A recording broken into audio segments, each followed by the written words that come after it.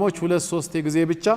ያስብሉና ዝም የሚሉት ያው ጥቆማ ሰተናል የቀረውን እንዳቀማችሁ ቀጥሉበት ለማለት እንጂ ከ3 ወይ ከ4 ጊዜ በላይ አይባልም ለማለት አይደለም ከፈለገ 30 እና 40 ጊዜም ይበል ነገር ግን ኢማሞቹ ጀምረዋል አንተ ቀጥል ለማለት ነው ሲጋው ምን አይነት ነው ወሲገቱ ተክቢር እንዴት ይባላል ከተባለ አላሁ አክበር አላሁ አክበር አላሁ አክበር ላ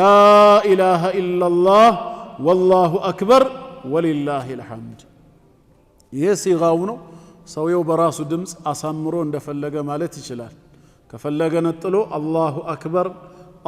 አክበር ይላል አላሁ አክበር ብሎ ማያያዝም ይችላል እንደፈለገ ያደርገው ማለት ነው እነዚህን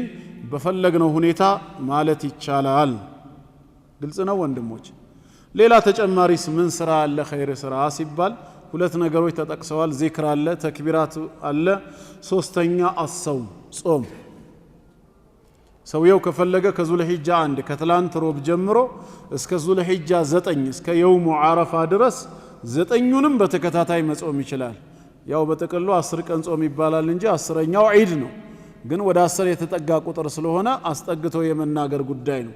9ኙንም ቀናቶች አከታትሎ መጾም ይችላል ያልፈቀደና ያልተመቸው ደግሞ አፈራርቆ መጾም ይችላል እያረፈም ማለት ነው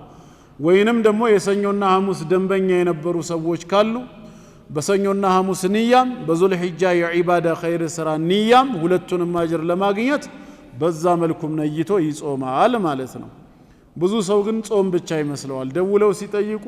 ኡስታዝ መቼ ነው የዙልሂጃ ጾም የሚጀመረው ይላሉ የዙልሂጃ ጾም የሚባል ነገር ከመነሻው የለም የረመዳን ጾም ነው የተደነገገው የሸዋል ጾም 6 ቀን ነው የተደነገገው ምንድነው ዙልሂጃ ሲባል የመጀመሪያዎቹ 10 ቀናት የኸይር ስራ ቀናት ናቸው ነው የሚለው ሐዲሱ አልዓመሉ ሷሊሁ አሐቡ ኢለላህ መልካም ስራ ተባለ ጾም ከመልካም ስራ አንዱ ነው እንጂ መቼ ነው ጾም የሚጀመረው ብለን ልክ ለጾም ብቻ የተገደበ ቀን አናድርገው 10 ቀናቶች የመልካም ስራ ቀን ናቸው ጾም ከመልካም ስራ ውስጥ ይመደባል የገራለት ይጾማል ያልገራለት በሌላ ኸይር ስራ